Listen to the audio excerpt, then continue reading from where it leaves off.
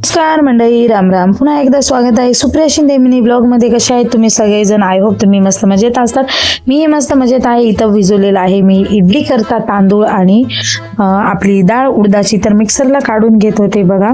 तर कोणाकोणाला घरची केलेली इडली आवडते आणि कोणाकोणाला बाहेरची इडली आवडते, नक्कीच कमेंट करून सांगा. मी ही बाहेरच्यासारखी इडली बनवण्याचा प्रयत्न करते आणि तो प्रयत्न दरवेळेस माझा सक्सेस होतो बरं का. फुल व्हिडिओ चॅनलवरती आहे, नक्कीच पहा.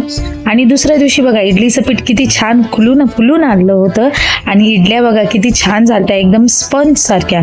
तर तुम्हीही घरी ट्राय करत जा, इडली बनवत जा आणि आपल्या फॅमिलीला मस्त मस्त हेल्दी आणि टेस्टी खाऊ घालत जा.